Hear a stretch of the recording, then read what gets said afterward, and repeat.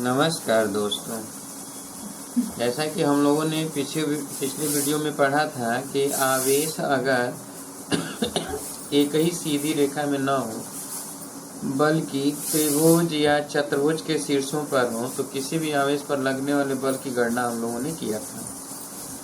तो आइए आज कुछ न्यूमेरिकल उसी पर आधारित हम लोग सॉल्व कर लेते हैं। तो लिखिए प्रश्न, सभी लोग लिखिए प्रश्न। ठीक है, 10 सेंटीमीटर भुजा के वर्ग 10 सेंटीमीटर भुजा के वर्ग के प्रत्येक शीर्षों पर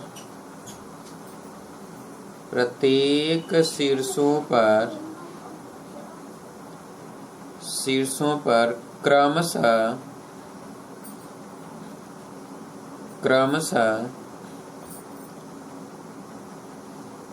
प्लस 20 माइक्रोकूलम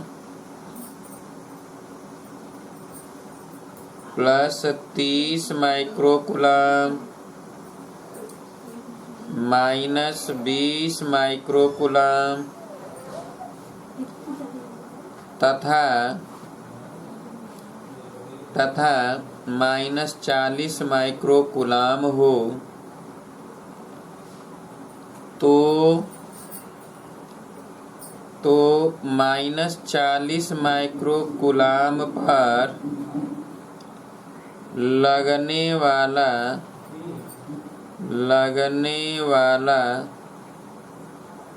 कुल बल की गणना कीजिए। कुल बल की गणना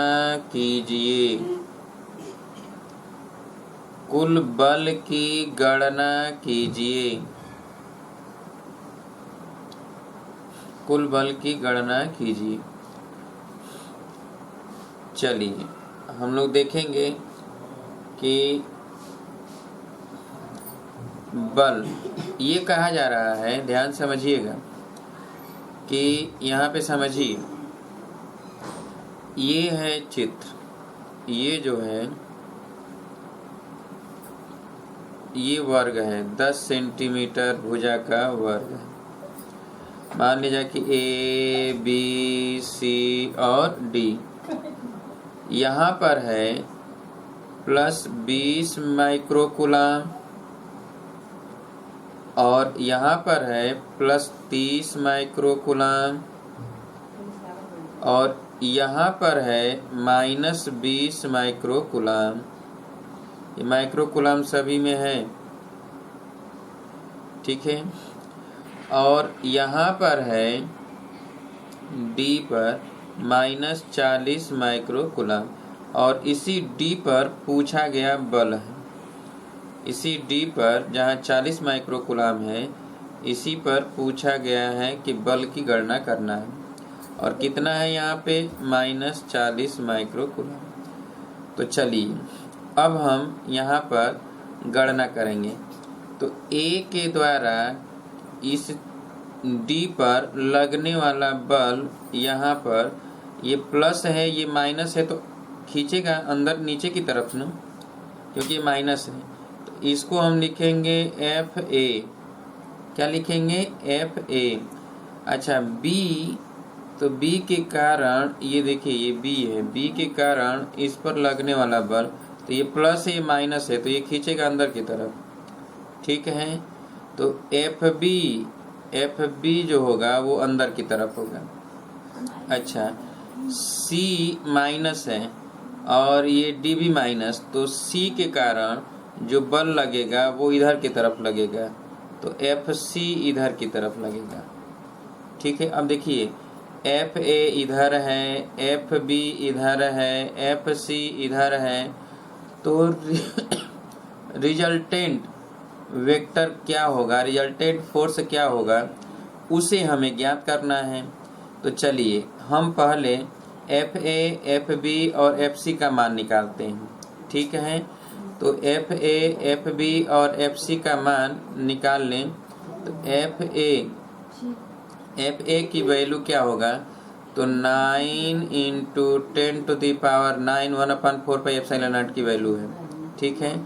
और Q1 Q2, तो Q1 का मान है 20 माइक्रोकुलाम, तो 20 गुणे 10⁻⁻1, और ये 40 माइक्रोकुलाम, तो 40 गुणे 10⁻⁻6, और पूरे का बटा 0.1 का स्क्वायर 10 सेंटीमीटर 0.1 मीटर।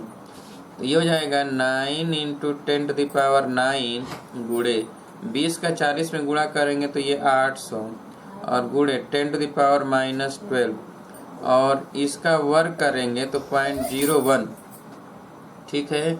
अब 100 से नीचे गुणा कर दिया जाए, 100 से ऊपर गुणा कर दिया जाए, तो FA की वैल्यू हो जाएगा 9 इंटू, अब 100, तो ये तो नीचे एक हट जाएगा, और ये 2 और ये 2 4, 4 ये और 9, 9 4 13, और यहाँ पर 12 घात है, तो 10⁻, यहाँ पर हो जाएगा 13 माइनस 12, और ये 8 गुणे 8 कर दें तो 8 9 72 गुणे 10⁻1, यानी 720 न्यूटन, ठीक है। तो FA आ गया। अभी इसका डायरेक्शन हमें पता है नीचे की तरफ है, अभी वो कैलकुलेशन वेक्टर के द्वारा करना बाकी रहेगा। अभी हम FA निकाल रहे हैं, अब FB निकालेंगे। FB तो ये तो 10√2 होगा ना, 10√2। तो अब यहाँ पर हम देखेंगे कि 10√2, तो FB की वैल्यू निकाला जाए तो 9 इंटू 10⁹ इंटू ये 30 माइक्रोकुलाम, तो 30 गुणे 10⁻⁻6, और 40 गुणे 10⁻⁻6, और पूरे का बटा ये 0.1 इंटू √2 का स्क्वायर कर दिया जाए, ठीक है। तो अब यहाँ पर 10 से भाग दे दिया गया है, सेंटीमीटर था तो 100 से भाग दिया गया है, तो 100 से भाग देंगे 10 सेंटीमीटर में, तो 10 इंटू √2, और उसमें 100 से भाग देंगे तो 0.1 ही होगा, तो 0.1 √2 का स्क्वायर, ठीक है। या फिर हम इसको ऐसे भी लिख दें कि 10√2 बटा 100 कर दें, अगर दिक्कत हो रहा है तो इस तरह स्क्वायर कर दें, तो ये हो जाएगा 9 इंटू 10⁹ गुणे, अब ये 1200 हो जाएगा, 40 का 30 में गुणा होगा, और 10⁻⁻12, और ये 2 घात है ना, 100 को मतलब 10 पर 2 घात, तो 10 पर 4 घात, तो 10 पर 4 घात ऊपर लेके चले जाए, और ये 10 का स्क्वायर, तो 10 का स्क्वायर 100, और √2 का स्क्वायर 2। देखिए ये 2 जीरो, इसके 2 जीरो से क्या हो गया, कैंसिल हो गया, ठीक है। अब यहाँ पर 2 छक्के 12, 6 का गुणा 9 में, 6 9 54, अब ये 10, ये 4 और 9, 9 4 13, 13 12 में निकल जाए, 13 में से बाहर जाएगा तो 10 बचेगा, यानी यहाँ पर आएगा 540, तो FB आ गया कितना, 540 न्यूटन, समझिए। अभी FC ज्ञात करना है, तो चलिए FB भी आ गया, FA आ गया, अभी FC ज्ञात करना है, तो FC भी निकाल दिया जाए। FC 9 इंटू 10⁹ गुणे 20 गुणे 40, तो 20 गुणे 40 यही जो आपने निकाला था यही आएगा, 20 गुणे 40, ठीक है। तो 20 गुणे 10⁻⁻6 इंटू 40 गुणे 10⁻⁻6, और अपान 0.1 का स्क्वायर, ठीक है। तो इसको सॉल्व करेंगे तो यही आएगा कितना, 720 न्यूटन, 720 न्यूटन आएगा। तो FC भी आ गया। इतना गणना FA FB FC, पहले इतना निकालिए जल्दी से सभी लोग, फिर हम बताते हैं आगे क्या करेंगे इस चित्र के द्वारा। जल्दी से FA FB FC निकालिए।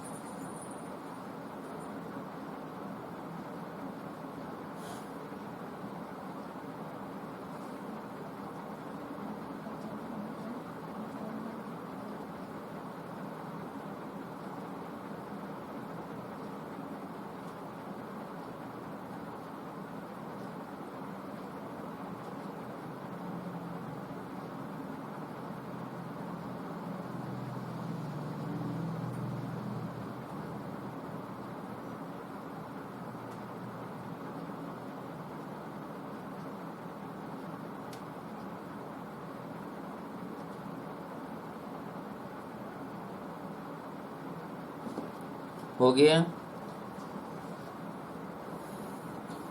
तो चलिए अब हम जो है इसे समझेंगे, ठीक है। आसानी से ज़रा समझिएगा सभी लोग ध्यान से।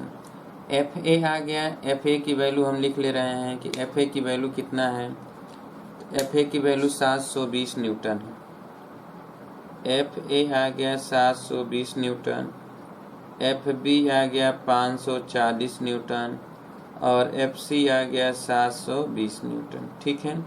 पर इनके डायरेक्शन अलग अलग है, तो ऐसा नहीं कि तीनों को जोड़ देंगे, तीनों को जोड़ने से नहीं निकलेगा। चलिए आइए देखिए कैसे क्या करेंगे। ये हट गया, हटा दें। चलिए अब समझिए कि करेंगे क्या। कि इतना तो हमने F A F B F C निकाल लिया। जब F A F B F C निकल गया तो अब समझिए यहाँ पे देखिए कि ये बल एफ बी है। अब समझिए इसको हम यहाँ पर बना रहे हैं चित्र में कि एक बल जो है ये है इधर जो एफ बी है, ठीक है, और एफ बी और ये एफ बी और ये इधर की तरफ, ये इधर की तरफ है, ठीक है। ये ऐसे है, ये एफ ए है, ठीक है। ये एफ बी इधर की तरफ, एफ ए इधर की तरफ है और इधर की तरफ है ये है एफ सी। तो अब समझिए कि जो ये एफ बी है तो इसके दो घटक होंगे। एक तो क्षैतिज घटक होगा इधर जो एफ बी कॉस थीटा होगा और एक इधर होगा जो एफ बी साइन थीटा होगा। अब इस पर जो है एक इधर की तरफ बल लग रहा है, एक इधर की तरफ। जो अधिक होगा उधर की तरफ जाएगा, अगर ये अधिक होगा तो इधर की तरफ जाएगा और ये अधिक होगा तो इधर की तरफ जाएगा। क्लियर है। और इस पर जो है एफ ए पहले से था और एफ बी साइन थीटा और आ गया। इसका अब समझिए कि जैसे एफ बी ये है इधर की तरफ, तो इधर की तरफ जो है इधर की तरफ एफ बी कॉस थीटा काम करेगा और इधर की तरफ जो इधर की तरफ है एफ बी साइन थीटा काम करेगा। और थीटा का मतलब ये है कि ये थीटा है तो थीटा ये 45 अंश होगा। इसका मतलब ये है कि यहाँ पर ये 45 अंश हम लिख दें, ठीक है। तो एफ बी कॉस 45 और एफ बी साइन 45, तो एफ बी कॉस 45 यहाँ लिख देते हैं, लिख देना एफ बी कॉस 45 और यहाँ पर एफ बी साइन 45। अच्छा, cos 45 अंश का मान तो एफ बी इंटू 1/√2 और ये भी हो जाएगा एफ बी इंटू 1/√2, ठीक है। तो अब यहाँ पर एफ बी की वैल्यू जो है एफ बी की वह हमें पता है कितना है। तो एफ बी की वैल्यू दिया गया है, एफ बी आया है 540, तो 540 एफ बी और बटे √2, तो √2 यानी अगर हम √2 से ऊपर नीचे गुणा कर दें, √2 से ऊपर नीचे गुणा कर दें इसमें, तो 2 से भाग दे दें इसमें, ये तो 2 हो जाएगा, 2 से कटेगा तो 2 दूना के 4, 2 7 14, 270 √2 हो जाएगा। अब यानी इधर 270 इंटू √2, तो 270 का √2 में गुणा हो जाएगा, ठीक है। तो एफ बी हो गया 270 √2 और ऊपर हो जाएगा 270 √2, ठीक है। तो अब इधर भी एफ बी तो ऊपर हो जाएगा F A plus F B, तो इधर की तरफ जो टोटल कार्य करेगा ऊपर की तरफ वो तो यानी ए की ओर लगने वाली बल, ए की ओर लगने वाला बल,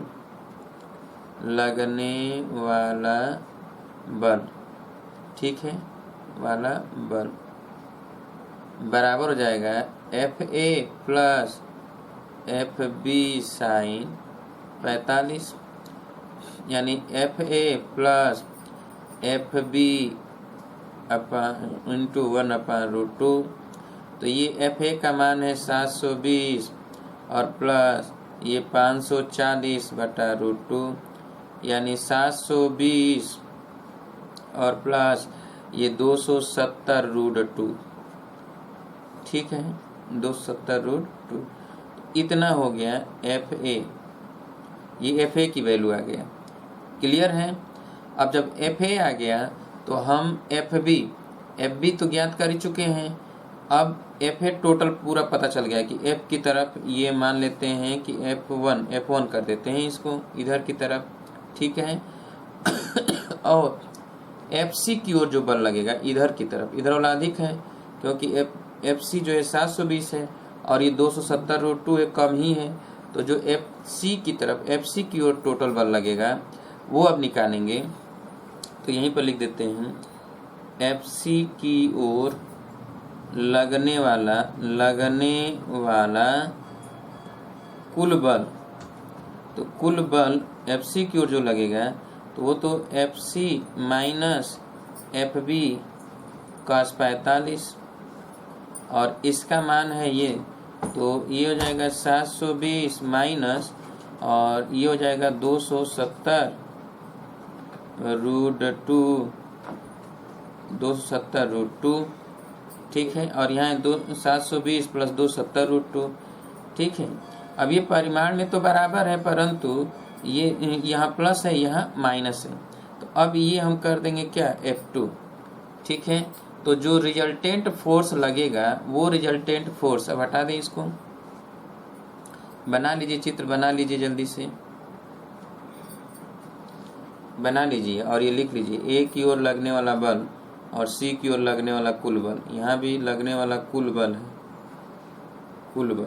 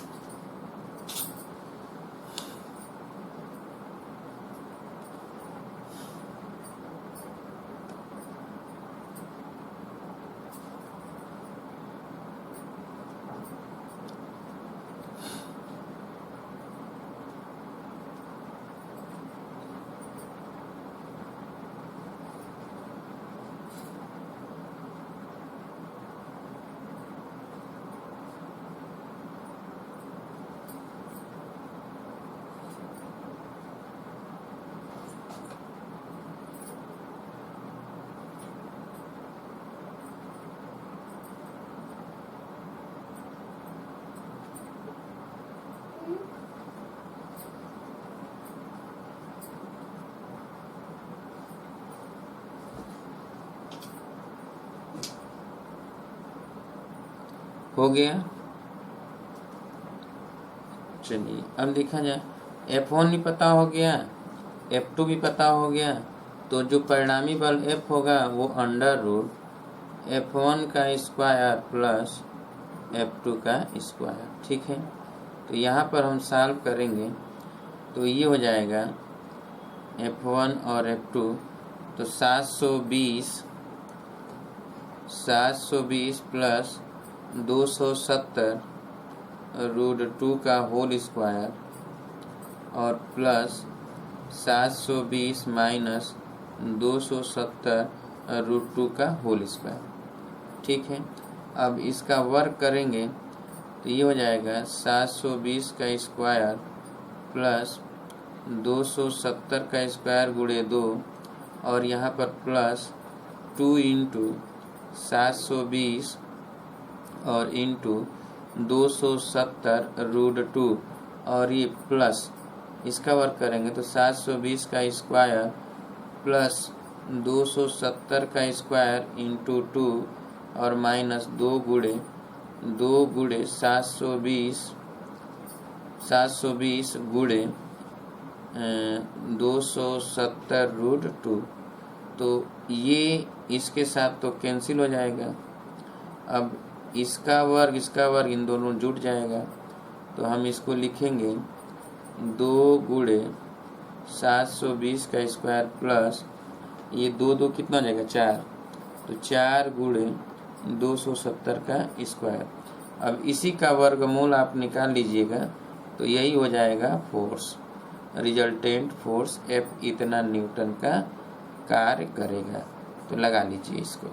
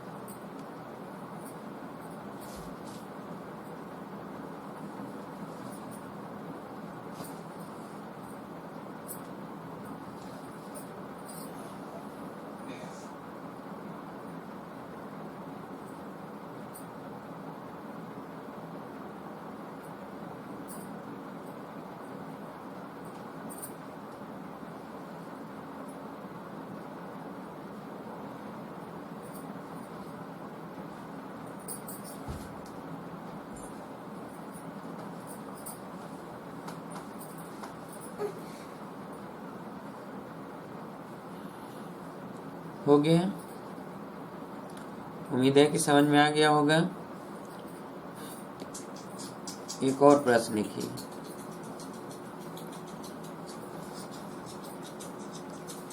लिखिए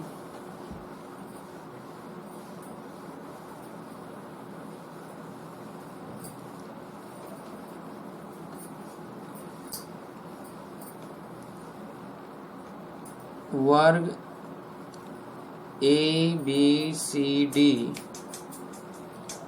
वर्ग ABCD के शीर्षों पर क्रमशः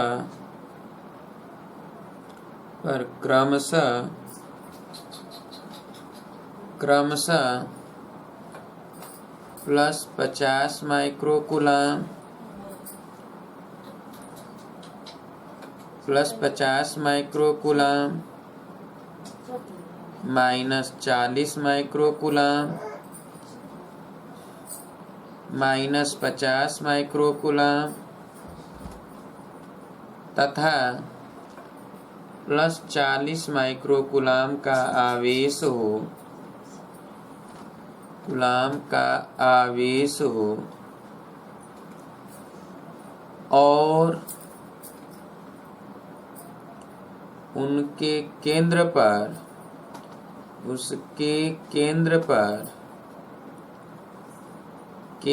पर 20 माइक्रोकूलम का धनात्मक आवेश रखा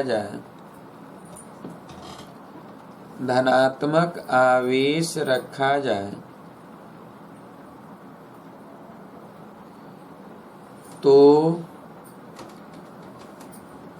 इस पांचवें आवेश पर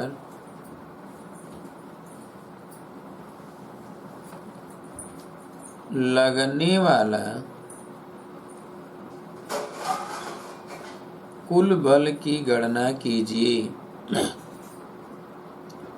लगने वाला कुल बल की गणना कीजिए।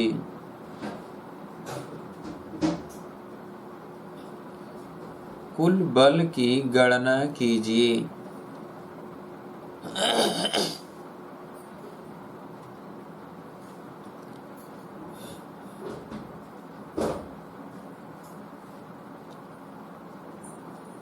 कुल बल की गणना कीजिए।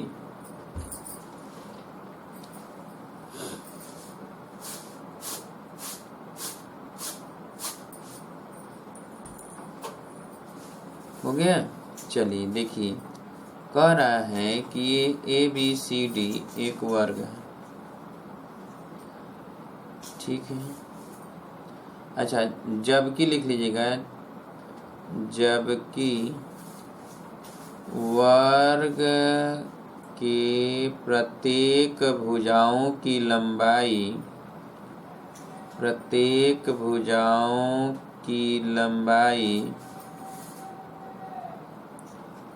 लंबाई 10 सेंटीमीटर है,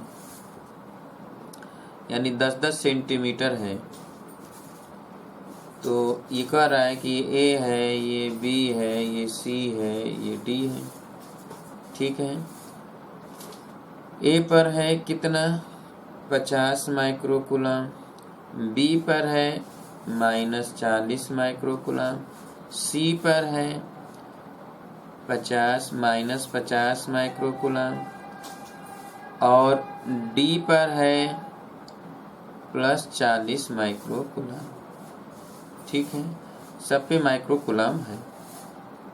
अब इसके केंद्र पर, केंद्र मतलब विकर्णों का कटान बिंदु पर, यहाँ पर, ठीक है, तो यहाँ पर तो ये तो 10√2 हो जाएगा, तो इधर 5√2 होगा, इधर भी 5√2 होगा, इधर भी 5√2 होगा और इधर भी 5√2 होगा, क्योंकि विकर्ण की लंबाई 10√2 है। और ये O पर जो है 20 माइक्रोकूलम का आवेश रखा गया और धनात्मक आवेश रखा गया है, प्लस आवेश है, ये +20 माइक्रोकूलम का आवेश है। ठीक है। अब यहाँ पर ए के कारण लगने वाला बल तो इधर की तरफ होगा, एफ ए।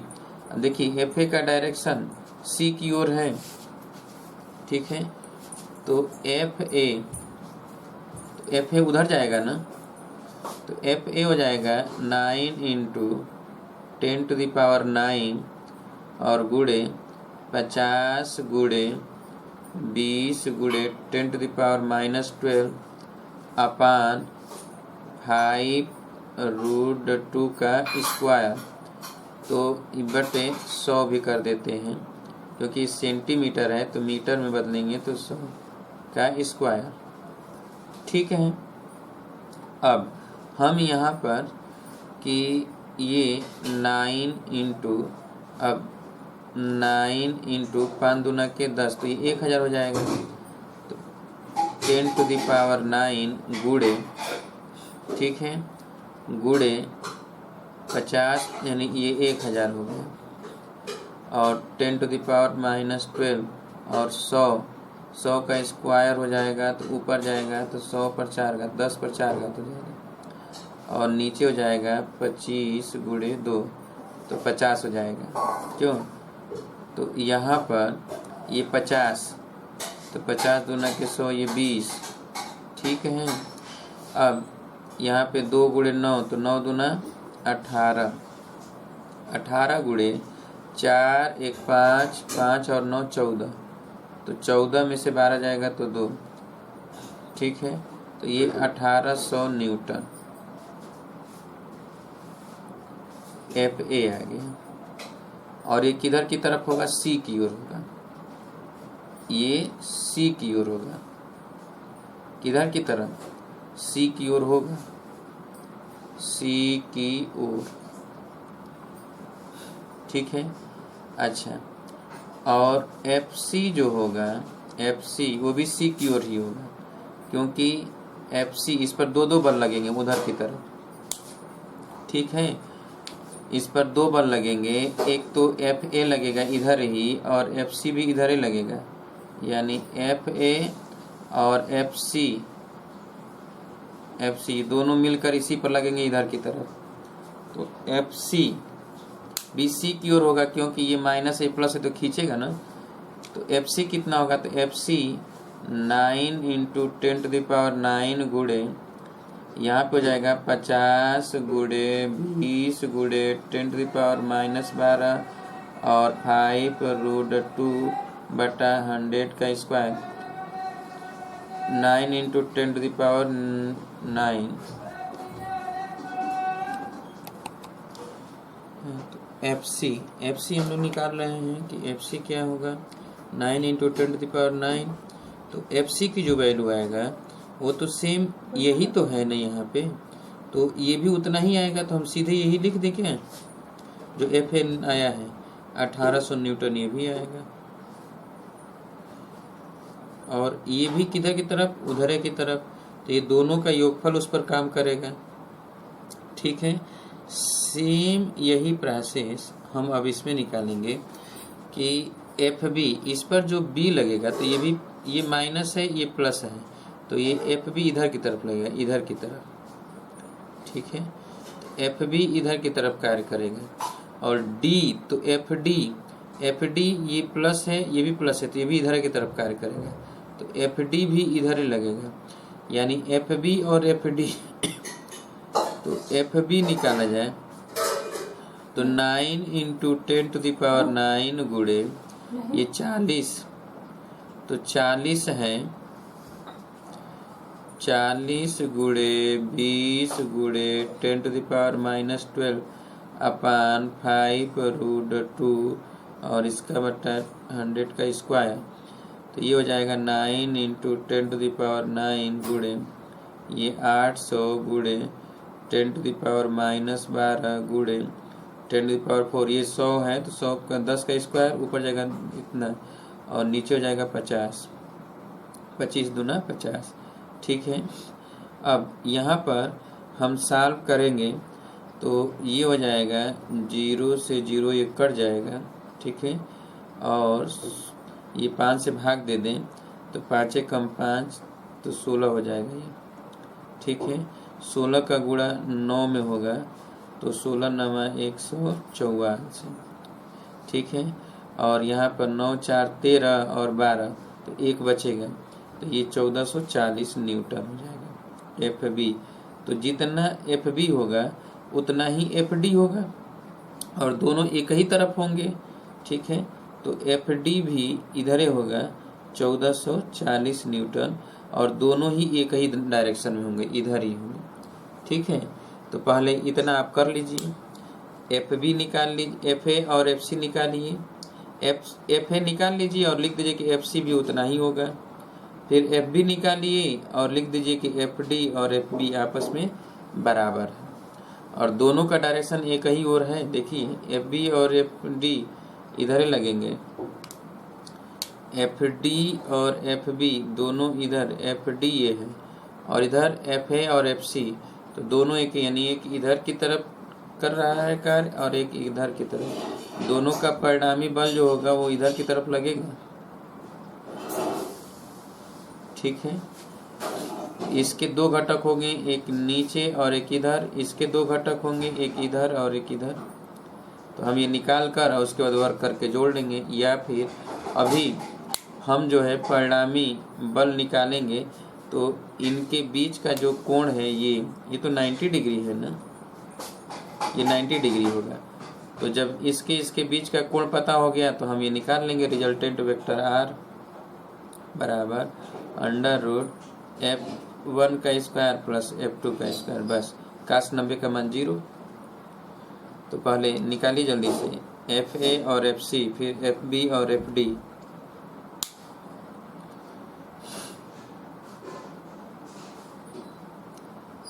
निकल गया।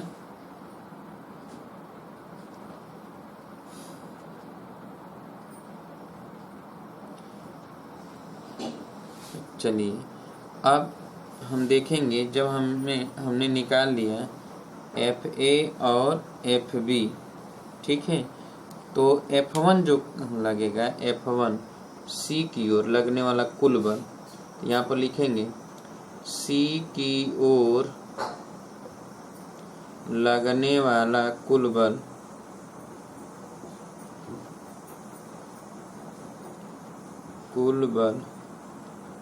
F1 बराबर F A plus F C बराबर ये हो जाएगा 1800 और प्लस 1800 यानी कितना 3600।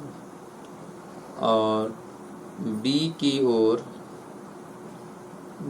की ओर लगने वाला कुल बल F2 बराबर हो जाएगा ये 1440 और प्लस 1440 न्यूटन, जोड़ दीजिए तो 0 और 4 4 8 4 4 8 और 1 1 2 2880 न्यूटन।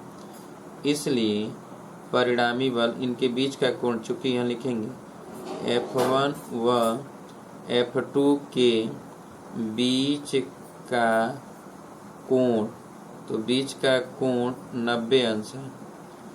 इसलिए परिणामी बल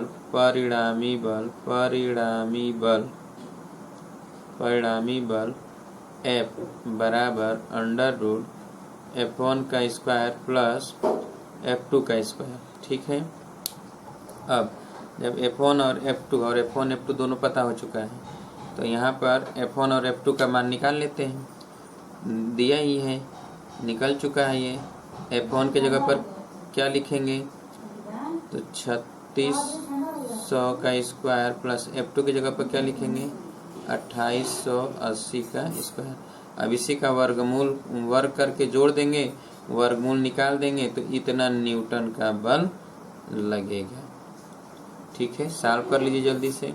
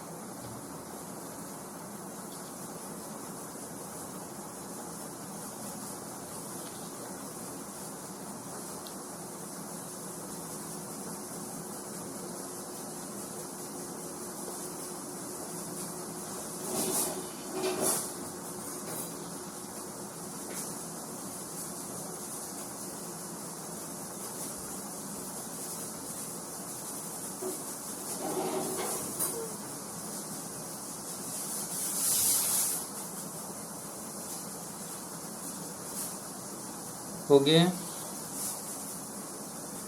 अब उम्मीद है कि समझ में आ गया होगा कि कैसे हम लोग जो है आवेश अगर रखे गए हों तो बल की गणना करते हैं, किसी आवेश पर लगने वाला कुल बल। ठीक है, अब जरा हम लोग समझेंगे कि अगर यहाँ पर जरा एक चीज़ और समझ लीजिए आप अच्छी तरह से। यदि सपोज दैट यहाँ पे दोनों ही, ये भी -50 माइक्रोकूलाम होता है और ये -40 नहीं बल्कि +40 माइक्रोकूलाम, ये +40 माइक्रोकूलाम होता है, ये भी -50, तो ये FA उधर होता है, FA इधर होता है और FC इधर होता है। ठीक है, और दोनों आपस में बराबर है तो विपरीत दिशा में है तो इस पर नेट बल 0 हो गया। अच्छा, उसी तरह FB इधर होता है, क्योंकि FB देखिए ये भी प्लस ये भी प्लस तो FB इधर हो जाएगा, और ये प्लस तो FD इधर की तरफ हो जाएगा, FD इधर की तरफ, FD इधर की तरफ, तो ये भी परिणाम में बराबर और दिशा विपरीत है तो ये भी नेट बल 0। इसका मतलब उस दशा में केंद्र पर जो आवेशित वस्तु रखा है उस पर लगने वाला कुल परिणामी बल क्या हो जाएगा, 0 हो जाएगा, याद रखिएगा। ठीक है, तो जब विकर्ण पर समान प्रकार के आवेश एक ही तरह के रखे गए हों, एक ही प्रकृति का, और विकर्णों पर, इस पर विकर्णों के शीर्षों पर, यानी इस पर 50 तो इस पर 50, इस पर 60 तो इस पर 60, इस पर 80 तो इस पर भी 80, इस पर 90 तो इस पर भी 90, लेकिन कंडीशन ये है कि अगर इस पर प्लस हो तो इस पर भी प्लस धनात्मक, इस पर माइनस हो तो इस पर भी माइनस, या टोटल मिलाकर भी सभी धनात्मक रखते जाएं, उस कंडीशन पर भी केंद्र पर लगने वाला बल क्या होगा, 0 होता है, याद रखिएगा। ठीक है, उम्मीद है कि अब तो समझ में आ गया होगा आप सभी लोगों को। चलिए अब हम लोग देखेंगे वैद्युत क्षेत्र। वैद्युत क्षेत्र क्या होता है। ठीक है, तो जैसा कि हमने अभी देखा कि कोई भी आवेशित वस्तु रखा हुआ है, ठीक है, जैसे मान लिया जाए कि यहाँ पर आवेशित वस्तु कोई रखा है Q कूलाम का, ठीक है, और हमको ये पता नहीं है कि यहाँ पर कोई आवेशित वस्तु है। यहाँ पर कोई एक दूसरा आवेशित वस्तु जैसे ही लाया गया Q0, तो अब इसके कारण इस पर कोई ना कोई बल अनुभव होगा। इसके आसपास में कहीं पर भी अगर आवेश होगा तो इस पर बल लगेगा उस आवेश के कारण।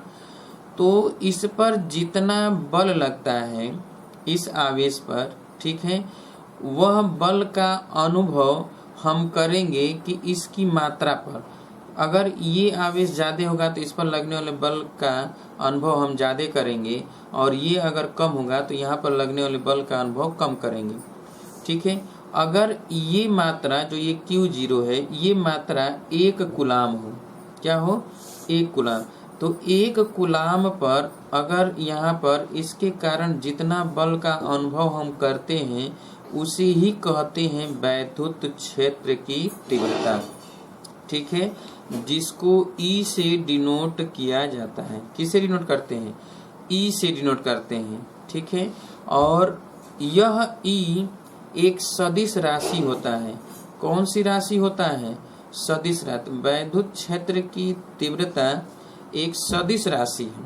ठीक है, और ये ठीक बल की तरह ही है, बल की दिशा और इसकी दिशा सेम होता है। ठीक है, यानी कोई भी अगर परीक्षण आवेश रखा गया है या Q0 आवेश है जो सूक्ष्म आवेश है, इस पर अगर लगने वाला बल जो है F है, F न्यूटन है। ठीक है, तो एक आवेश Q0 पर लगने वाला F न्यूटन है, तो 1 कूलाम के आवेश पर लगने वाला बल क्या होगा, तो F/Q0 हो जाएगा। यही वैद्युत क्षेत्र की तीव्रता E होता है, जो F/ क्या होगा, Q होगा। तो हम इसी को कहेंगे कि एकांक आवेश पर लगने वाला बल, एकांक आवेश पर लगने वाला बल वैद्युत क्षेत्र की तीव्रता होता है। वैद्युत क्षेत्र की तीव्रता, एकांक आवेश पर लगने वाला बल वैद्युत क्षेत्र की तीव्रता को प्रदर्शित करता है। फिर समझिए, एकांक आवेश पर लगने वाला बल वैद्युत क्षेत्र की तीव्रता को प्रदर्शित करता है। अब यहाँ पर जैसे कि F एक सदिश है तो E भी एक सदिश होगा, क्योंकि Q जो है अदिश राशि है, तो सदिश अदिश से भाग देंगे तो सदिश ही प्राप्त होता है। ठीक है, तो वैद्युत क्षेत्र की तीव्रता, अब बल का मात्रक होता है न्यूटन और ये कूलाम, Q का मात्रक कूलाम, तो इसका मात्रक हो जाएगा न्यूटन प्रति कूलाम। क्या हो जाएगा? न्यूटन प्रति कूलाम। तो वैद्युत क्षेत्र का मात्रक हो जाएगा न्यूटन प्रति कूलाम, और इसका जो बीमा हो जाएगा बीमा, तो बीमा अगर हम निकालें तो इस न्यूटन का बीमा हो जाएगा तो एल टी पर -2, यही होता है ml/t पर -2, ये न्यूटन का हो गया। अच्छा, इसका होता है A/T। ठीक है, कूलाम का क्या होता है? A/T। Q बराबर होता है Q बराबर I/T। I का होता है A और T समय है T, A/T। अब ये जाएगा ऊपर तो M L और A पर -1 और T पर -3, तो ये होता है वैद्युत क्षेत्र की तीव्रता का बीमा। M L A पर -1 और T पर -3, ये वैद्युत क्षेत्र की तीव्रता का बीमा होता है, और मात्रक क्या होता है? न्यूटन प्रति कूलाम होता है। वैद्युत क्षेत्र की तीव्रता का मात्रक न्यूटन प्रति कूलाम, और इसकी बीमा M L A पर -1 T पर -3। क्लियर? तो इन्हें लिख लीजिए। लिखिए, वैद्युत क्षेत्र की तीव्रता, वैद्युत क्षेत्र की तीव्रता, वैद्युत क्षेत्र की तीव्रता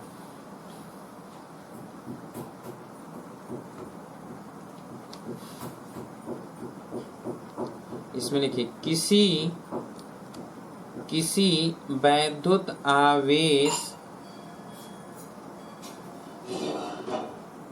के कारण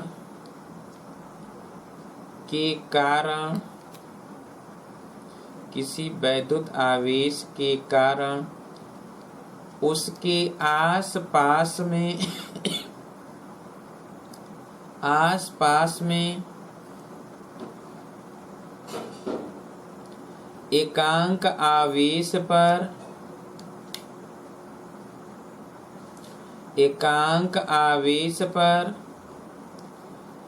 लगने वाला बल, एकांक आवेश पर लगने वाला बल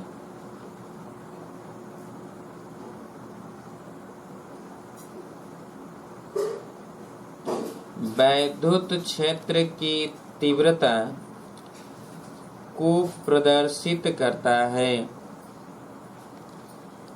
वैद्युत क्षेत्र की तीव्रता को प्रदर्शित करता है।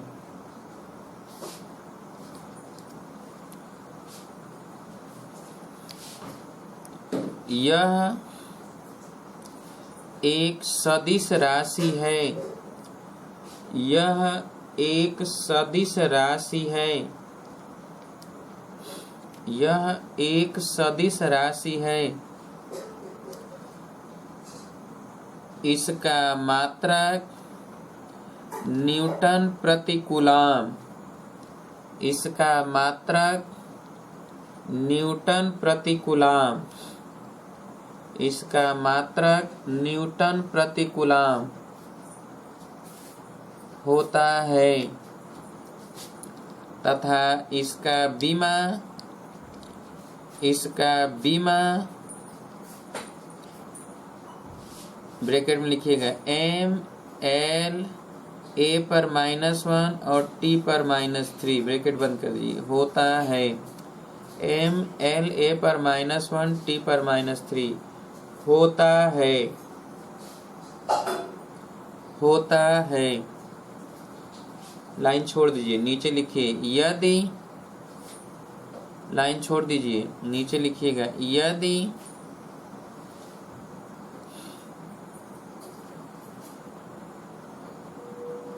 Q कूलाम के आवेश पर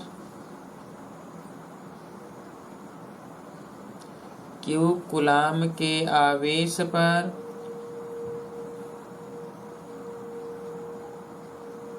किसी आवेश के कारण लगने वाला बल F न्यूटन हो, लगने वाला बल F न्यूटन हो, जहां पर वैद्युत क्षेत्र की तीव्रता E हो, कैपिटल E लिखिएगा, कैपिटल E हो,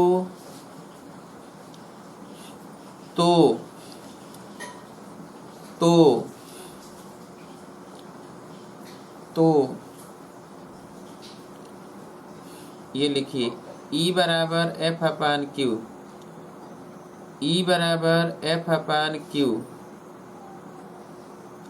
E बराबर F अपान Q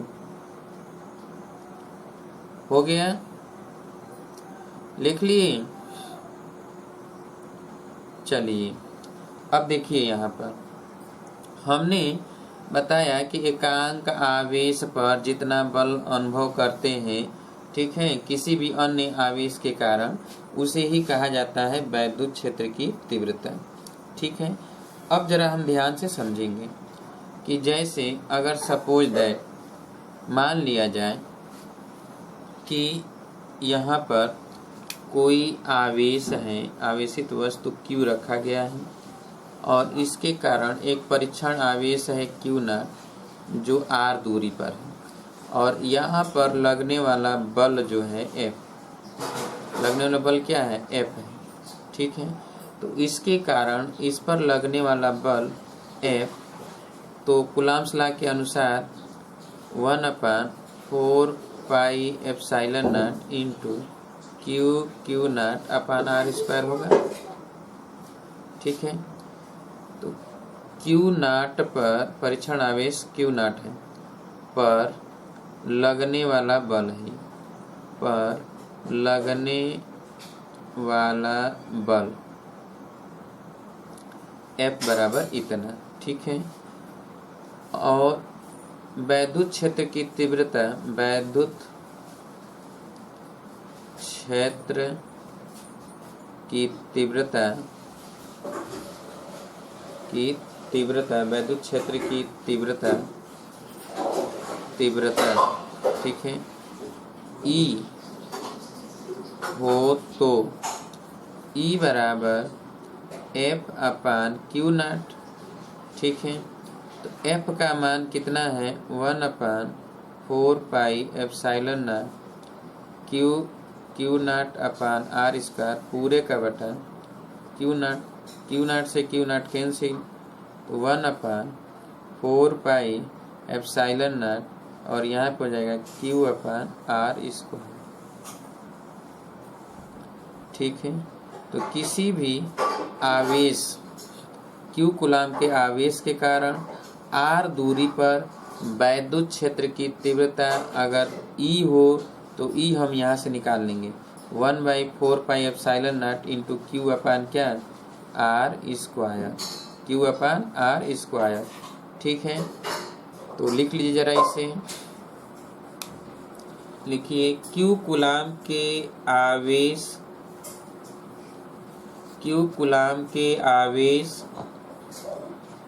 के कारण इससे R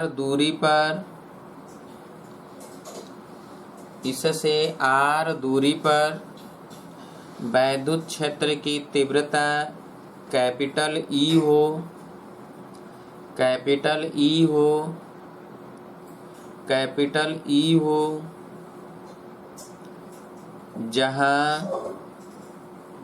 जहां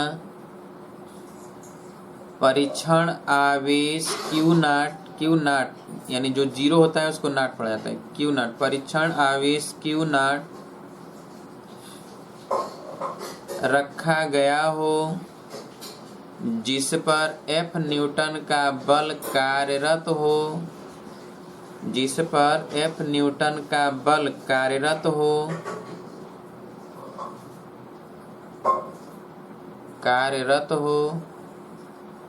तो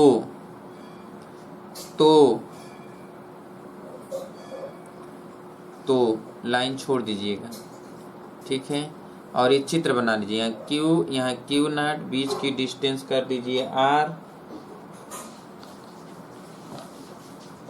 बीच की दूरी दिखा दीजिए r, ये है r, यहाँ से यहाँ तक जैसे बनाया गया है। यहाँ F बल कार्य कर रहा है, यहीं पर वैद्युत क्षेत्र की तीव्रता E है। हो गया, ये P बिंदु है। देखिए Q नॉट पर लगने वाला बल, आवेश Q नॉट पर लगने वाला बल F बराबर 1/4 पाई एप्सिलॉन नॉट गुणे Q not upon R square, coulomb के नियम से, कूलाम के नियम से, कूलाम के नियम से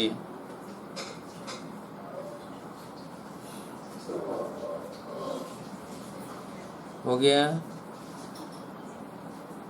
और लिखे वैद्युत क्षेत्र की तीव्रता,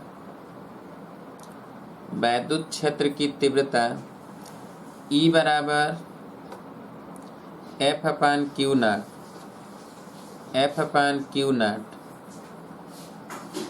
कहाँ पर, P पर, ठीक है। P पर वैद्युत क्षेत्र की तीव्रता E बराबर F/Q नॉट। F का मान ये रख दें जो आया हुआ है, ठीक है, 1/4 pi epsilon not Q not upon R square, और नीचे लिख दें Q नॉट, तो Q नॉट से Q नॉट कट जाएगा, तो 1/4 pi epsilon not Q upon R square,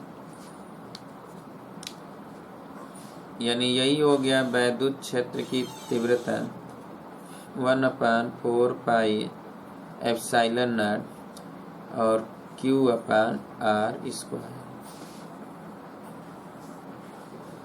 ये है वैद्युत क्षेत्र की तीव्रता। ये भी एक सदिश राशि है, याद रखिएगा, और इसकी दिशा है उसके पर लगने वाले बल की दिशा की ओर होगा, ठीक है।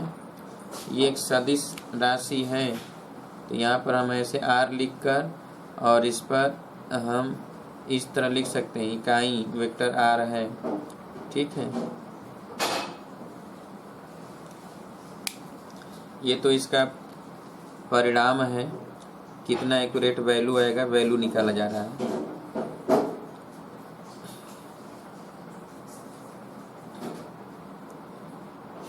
हो गया, लिख लिए। चलिए अब इनसे संबंधित एक आध दो न्यूमेरिकल लगा लिए जाए, फिर आगे निकला जाएगा, ठीक है। याद रखिएगा E बराबर F/Q या F बराबर Q इंटू E, ठीक है, ये भी हो सकता है F बराबर Q इंटू E, और E का मात्रक न्यूटन प्रति कूलाम, ठीक है। चलिए लिखिए प्रश्न।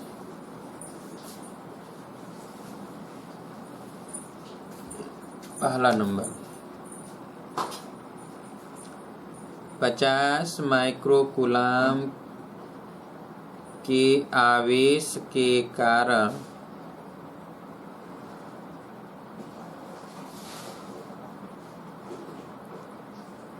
बीस सेंटीमीटर की दूरी पर वैद्युत क्षेत्र की तीव्रता की गणना कीजिए। वैद्युत क्षेत्र के तीव्रता की गणना कीजिए। गणना कीजिए।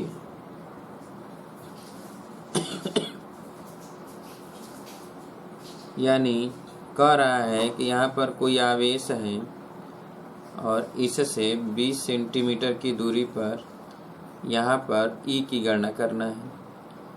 तो E बराबर 1/4 pi epsilon not Q upon R square, Q upon R square. अब यहाँ पे 1/4 पाई एप्सिलॉन नॉट का मान होता है 9 इंटू 10⁹।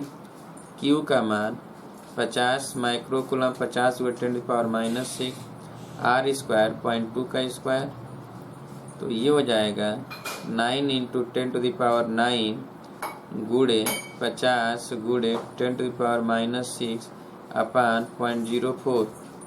100 से नीचे भी गुणा कर दें, 100 से ऊपर भी, तो नीचे 4 हो जाएगा, क्यों? तो अब हम 9 गुणे 50/4 गुणे 10⁻, ये 9 और 2 11, ठीक है, और यहाँ -6 है, तो 11 में से 6 निकल जाएगा, तो यहाँ 10⁵ कर दें क्या? 9 और 2 11 में से 6 निकलेगा तो 5, ठीक है। अब इसको हम लिख दें 9 × 50 गुणे, ये 10⁵ है, ठीक है, तो 10⁵, ये 10⁵। अब यहाँ पर 9 × 5 = 45,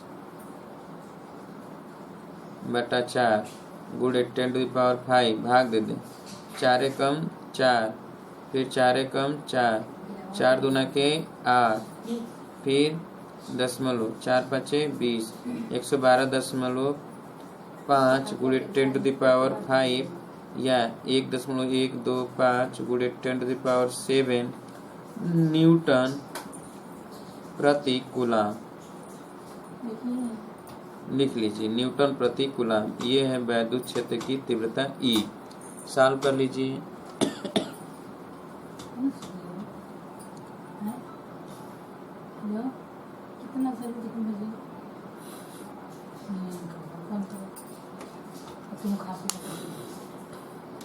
हो गया।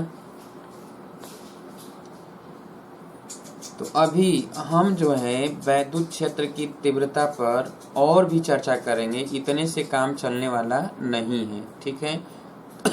तो वैद्युत क्षेत्र की तीव्रता पर आगे जो चर्चा करेंगे, वैद्युत बल रेखाएं बताएंगे, और किसी गोले के कारण वैद्युत क्षेत्र की तीव्रता बताएंगे, फिर बताएंगे वैद्युत द्विध्रुव और वैद्युत द्विध्रुव के कारण उनके अक्ष पर वैद्युत क्षेत्र की तीव्रता, और उनके जो है अक्ष के बाहर वैद्युत क्षेत्र की तीव्रता। तो इन तमाम बातों पे अभी हम चर्चा करेंगे, जो वेरी मोस्ट इम्पॉर्टेंट होगा, और वही अक्सर एग्जाम में पूछे जाते हैं। सीधे उसका फार्मूला डेरिवेशन करने के लिए ही आ जाता है, 4 नंबर 7 नंबर 8 नंबर में आता है फार्मूला डेरिवेशन करने के लिए, ठीक है। तो अभी तो इस पर कुछ न्यूमेरिकल बताने के बाद हम आगे निकलेंगे। तो कल मुलाकात होगी तो हम आगे चर्चा करेंगे। आप अपने दोस्तों यारों से जितना हो सके उतना चर्चा करिए, और जब भी वीडियो देखिए तो वीडियो को लाइक जरूर किया करिए। जब भी आप क्लास करिए तो क्लास जैसे ही ओपन हो तो आप लाइक के बटन को दबा देंगे तो कुछ भी लॉस नहीं होने वाला है आपका, ठीक है। भले ही आपको ना पसंद हो तो भी तो आप लाइक कर दो, या अगर नहीं पसंद है तो अनलाइक भी आप करते हो तो हमको पता तो चल जाएगा कि अनलाइक है, पसंद नहीं है, तो कुछ फेरबदल करेंगे, या आप लिख कर दे दोगे, हमें व्हाट्सअप कर दोगे कि यहाँ पे ये फेरबदल करना है तो हम कर देंगे। लाइक आप कर देंगे तो इसका इमेज बढ़ जाता है, ठीक है। और जितने भी दोस्त यार हों आपके परिचित में हों, सब्सक्राइब कराने का प्रयास करिए कि अधिक से अधिक लोग सब्सक्राइब करें और देखें। घर बैठे हुए कक्षा 12th का फिजिक्स की जानकारी इस स्तर से हम कराएंगे कि आप कॉम्पिटिटिव एग्जाम में, चाहे IIT लेवल का पेपर हो, बीटेक लेवल का, एयरफोर्स हो, नेवी हो, या अन्य कोई भी एग्जाम हो, बैठोगे तो एक भी प्रश्न में आप फंसोगे नहीं, इसकी पूरी गारंटी है। हर एक प्रश्न पर विस्तार से हम जानकारी आपको देंगे ताकि आपको अच्छी से अच्छी जानकारी हो सके। आप अपने दोस्तों यारों से बताइए ताकि अधिक से अधिक लोग इससे क्लास को करें घर बैठे ही। आपके रिलेशन में हो, रिश्तेदारों में हैं, उनको फ़ोन करके बता दीजिए। आप अपने जो ग्रुप में भेजा गया है लिंक उसको उनको पास सेंड कर दीजिए। आपके पास जितने ग्रुप है उन सारे ग्रुपों में क्लास 12th का जो भी है उसे सेंड कर दीजिए ताकि अधिक से अधिक लोग पढ़ लें। और आप जानते हैं कि IIT पॉलिटेक्निक के एंट्रेंस एग्ज़ाम के लिए भी हम तैयारी करवा रहे हैं, उसका अलग ग्रुप बना हुआ है। अगर कोई भी आपका दोस्त यार परिचित हो जो IIT पॉलिटेक्निक का एंट्रेंस की तैयारी करना चाहता हो तो उसका भी नंबर आप हमारे व्हाट्सएप पर सेंड कर दीजिए। व्हाट्सएप नंबर आपकी स्क्रीन पे चल रहे हैं, तो आप उस पे जो है सेंड कर दीजिए, तो हम उनको भी अपने ग्रुप में जोड़ देंगे ताकि लाइव क्लासेज की सूचना उनके पास पहुंच जाया करे। जो हमने ग्रुप बनाया है उस ग्रुप में आप लोग कुछ भी भेज तो नहीं पाएंगे क्योंकि उसमें केवल एडमिन ही भेजेंगे। और आपको कोई भी सूचना, हम वो ग्रुप सिर्फ इसलिए बनाए हैं ताकि आप सबके पास सूचना पहुंच जाए। कोई भी सूचना होगा, क्लास अगर डिले होगा तो उसकी भी सूचना आपको मिल जाएगी। अगर हम प्रश्न सॉल्व करेंगे तो उसका पीडीएफ फाइल जब कॉम्पिटिटिव एग्जाम होंगे की तैयारी कराएंगे तो हम पीडीएफ फाइल भी भेज देंगे और उसकी सूचना पहले से ही देंगे। जब टेस्ट लेना रहेगा तो पीडीएफ फाइल में पेपर हम पहले भेजेंगे, उसके बाद उसके टेस्ट का सलूशन करेंगे। पहले आप सॉल्व करिएगा, 1 घंटा पहले हम भेजेंगे, 1 घंटा पहले आपको या 2 घंटे पहले भेजेंगे। 2 घंटे का पेपर होगा तो पहले आप 2 घंटा आप सॉल्व करेंगे, उसके बाद हम उसका सलूशन करेंगे। जितने समय का पेपर होगा उतने समय पहले हम आपको भेज देंगे, उसके बाद उसका सलूशन करेंगे और सारी सूचना उसी ग्रुप में हम देंगे।